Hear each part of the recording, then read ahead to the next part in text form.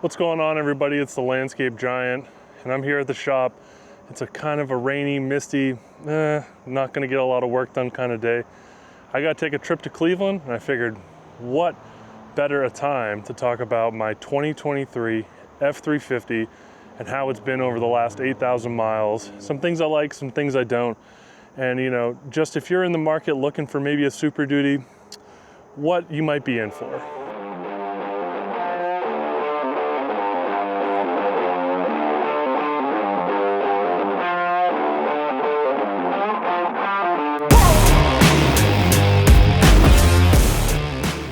This truck did come equipped with LED headlights, LED marker like daytime running lamps, LED fog lights, the STX blacked out appearance package, which does give you these nice running boards and black wheels. Oh, I hate that noise. The interior is fairly spacious. It does have cloth seats, cloth carpet floor mats, and the back door is one of those suicide style doors, but it does fold all the way back. And the back seat is fairly roomy for short trips or just some equipment that you might have. I did have this custom back rack made with a full mesh back screen. It is powder coated and it is tied down with very large grade 8 bolts. These are floodlights, wide angle floodlights. We have amber warning lights. We do have a cutout so you can use your third brake light and the bed camera, which is a huge plus for just making sure loads haven't gone anywhere. This is an 8-foot bed, and it did come equipped with the bed marker LED lights. I did purchase this bed mat, and I put this board in just to keep loose cargo from going anywhere, you know, gas cans and stuff like that. The tailgate, I purchased a gas strut actuator off Amazon, so now we have, on an XL, a slow release dampened tailgate. For a hitch, we are running the Gen Y Mega Duty.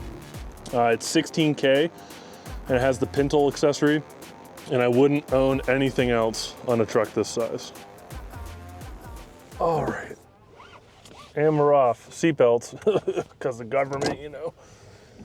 So, prior to this truck, I had a absolutely gorgeous Ram 3500 Laramie. It had a Cummins diesel. It had the 6-speed, had the 8-foot bed, the 50-gallon tank upgrade. It was a 6-seat configuration. I love that thing. And in the June, right as the start of the landscape season really got going, it got T-boned and was totaled. And I was in the pinch for a truck, and I was scrolling through the internet, and I found this 2023 model year still sitting on a dealership floor. And I called them and said, hey, is this truck still available? And they said yes, and I said, I'll be right there. I literally showed up that afternoon, took it on a quick test drive, and went and got my own financing and purchased it. And I couldn't be unhappy with the situation I was in because I really didn't have a lot of choices. I called my Ram dealer, and they said it was gonna be like 70 to 80 days probably till they could get me that same truck. And I just needed a truck right then and there. I've never had a Ford Super Duty. And you know, when an opportunity like that comes up, I said, why not give it a shot?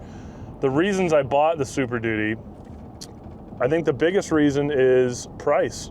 This truck was stickered at like 63, but with all the dealer incentives and markups, it was right around like 58,000. I think it was like 57 and change. And then with tax, title, and reg, we were right around 60,000 bucks. And it's hard to squawk when trucks are $100,000 at, you know, that's a deal at 60,000. But it is what it is in this current market, and you just got to put up with it. Overall, am I a fan of the Super Duty? This is a great work truck. Would I... Coming from a Laramie, this XL is kind of plain, like the steering wheel's not leather wrapped, the seats aren't heated. It does have heated mirrors. It has some perks. It rides like a truck. It rides like a Super Duty. It has very little give. I think the aluminum body kind of lends itself to that. And I think the aluminum body kind of, it being so light that there's not a lot of weight on the springs, and this thing can get a tiny bit chattery on a rough road.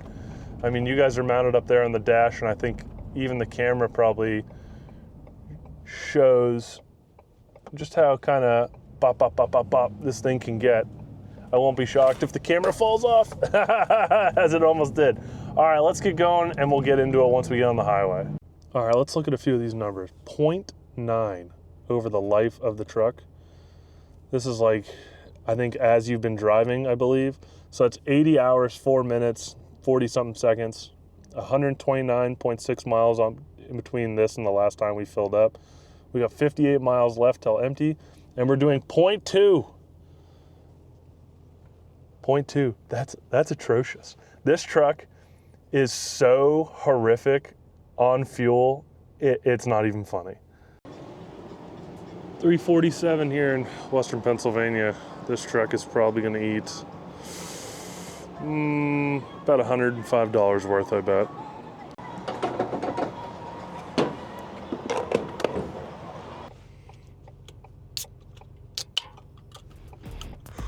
Addicted.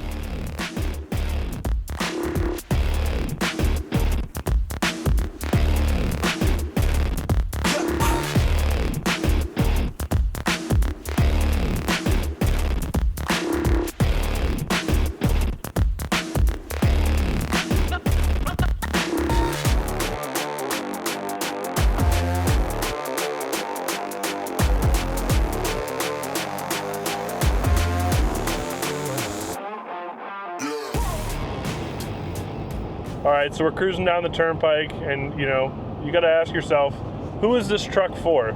I think this truck will be great for small landscape companies or fleet services.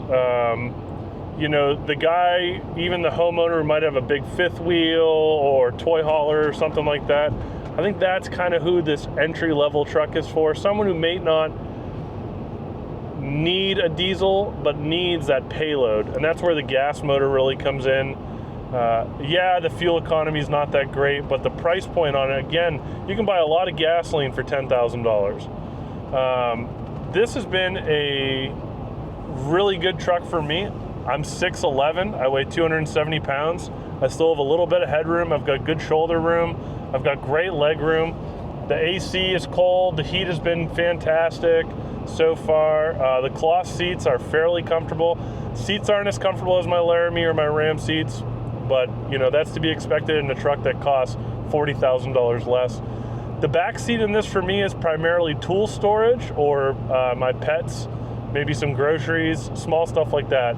I wouldn't want to ride back there for maybe any longer than an hour to 2 hours. That'd probably be my max on the back seat. It's a little tight. The seat position isn't exactly great with the combination of the leg room, but you know, you can do it. If you're a smaller guy, you could probably have your kids or something back there because your seat would be a little bit farther forward, and maybe you could do 3-4 hours on a short road trip. The 8-foot bed is great. I think if you're a contractor or a landscaper, an 8-foot bed is a necessity. It allows you to take everybody's tools for the day, a little bit of supplies. You got room for coolers and lunch bags and things like that, and it just makes life easier not having to jam things in. I don't have a tonneau cover. The reason I don't have a tonneau cover is because this is a work truck. I would be interested if I had a second truck maybe getting a tonneau cover, but having to unroll and roll it up, I've had them in the past. It really just becomes kind of a hassle, and they kind of get in the way when it comes to everyday work-related stuff, and the Velcro tends to attract a lot of debris and clutter, and it just, they're great for your second work truck or the family truck or something like that, but if you're gonna have a dedicated work truck, go with a headache rack. It allows you to stack everything up against the back window, increase your capacity, and you know, you don't have to worry about unrolling and rolling things, and is stuff gonna fit, and blah blah blah, and you know, blah. You don't need it. No big deal.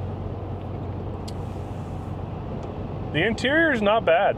You know, it drives and rides like a truck. The steering is fairly good. The 4-wheel drive, the times that I've used it, has been fantastic. The dealership tires that came on this thing, they're dealership tires. They are what they are. I wouldn't go expecting anything really high performance out of them, although they do say that they're all-terrain.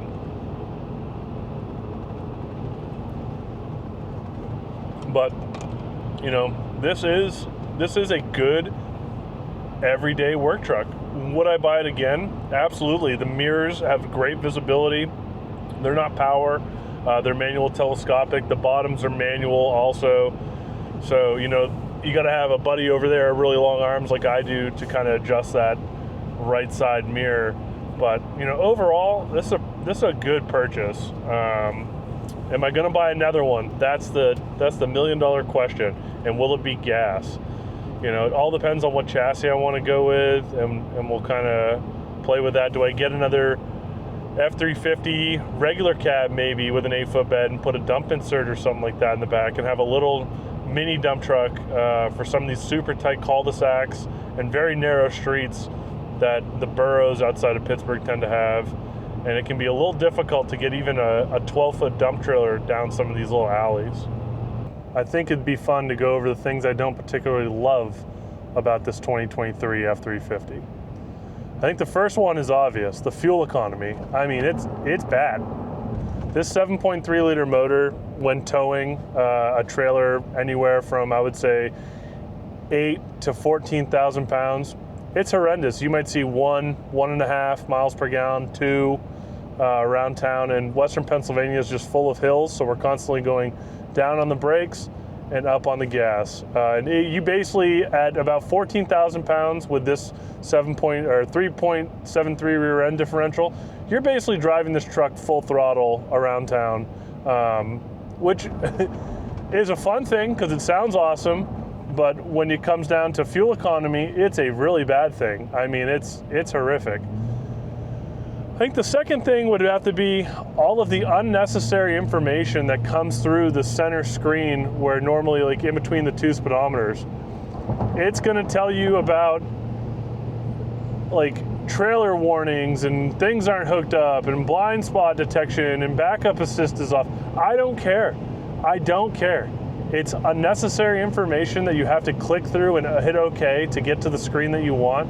And if you're adjusting like your trailer brake gain, or you trying to see, you know, what miles per hour you're at, all that kind of stuff, fuel economy, range, it's blocking those screens and it gets in the way, and it's crazy annoying, and it beeps. This truck makes more beeps and noises and dings and dongs than any other vehicle I've ever had. And I'm a kind of guy, I don't want any noise. I don't want a loud truck, and I sure as hell don't want electronic noises being fed in while I'm just trying to have a nice quiet ride home, especially after a day of running chainsaws where your ears are so fatigued that you just want to relax. Third thing is the cup holders. These front two cup holders suck. There's a little notch, a little plastic piece on these rubber cup holders. Let me see if I can pull it out while I'm going. This probably isn't safe, but I don't care because I think it should be noted. See this plastic notch on the cup holder right here? This gets caught. When I get back, I'm gonna cut this off because you know what? Let me see if I can just rip it off. Rip it off in the truck. Gone. Way better. Throw that away. But this little rubber piece, it's basically useless. I can't stand it. It kind of like makes the cup holder quiet, but the cans or bottles when you put in hit that little notch, and they get like hung up and stuff, and then the cans like sitting diagonal in the cup holder. Horrible design. Center console space is terrible. My Ram, I could fit almost a full-size clipboard. You could fit a MacBook in the center console for the Ram. The center console for this truck is extremely, extremely small. It could easily make it longer. You know, I'm fine with losing a little bit of knee room in the middle seat. I'm not really using it anyway. Make that center console a little bit longer and give me a little more room. And I would even like it maybe a tiny bit taller and give me a little more, you know, fluff. The plastic. This truck is a plastic palooza. Everything is hard. The only thing soft to rub your arms on is this like little pad right here, but I'm a taller guy, so my arm tends to be up here a lot, and it's not super comfortable. It kind of digs in on your elbow a little bit. I know I'm being nitpicky, but hey, if you're spending $50,000, $60,000, you're allowed to be nitpicky. The back seat has no underseat storage. I would have loved to have some little cubbies back there under the seat, all the way underneath. It does have a beautiful flat floor, but it could use a couple of cubbies or some sort of aftermarket kit that we'll have to find, so you can have a few under there, so you can keep like your road flares and a first aid kit and all that DOT necessary equipment. Let's crack open. I love these liquid deaths, man. I had one on the way up and I'm having one on the way home. This one's lime. They're delicious. We're in sober October, so no drinking and driving this month. What a bummer. But you know, those are like my main gripes, if I had to say, with this particular truck. I don't know if they're different on the 4-door. I'm guessing they probably are a little bit.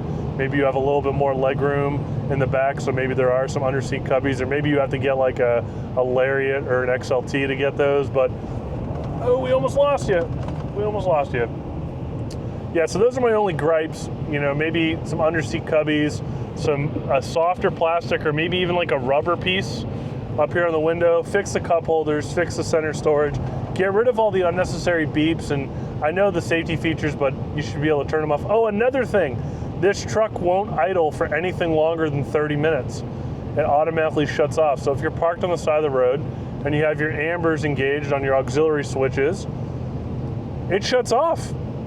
And now you come back and your truck is just black sitting on the side of the road. It's kind of a safety feature, Ford, that you should have in these work trucks. There should be a setting where you can shut off and just let them idle forever. So it would just sit there and idle for eternity. I know it's not good for the environment, but it's if you want to talk about safety, not having visibility on the side of the road is a huge problem. And there should be some sort of override. And I'm sure we can go through the OBD2, and you know, once this thing gets a closer bit to warranty, we're probably going to make some motor modifications and probably some OBD2 tuning and stuff like that. Maybe put like a towing tune on it, change the intake system out. And if I get a second one of these trucks, I'm probably going to turn this into more like the runaround commuter car. Maybe we put a winch on the front of it. I'd like to change it over to like the Carly commuter suspension, a little bit softer ride, a couple small things like that. But overall, this is a great truck, and I'll spin you around and we can just enjoy the gloomy ride home together.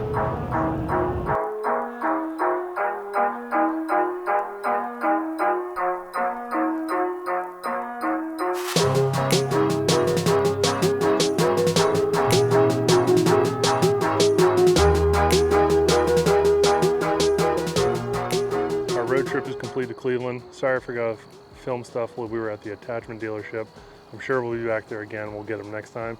If you have any questions about what kind of heavy duty truck you might be in the market for, or questions about this specific 2023 F350 Super Duty, drop them down in the comments and I'll do my best to answer them.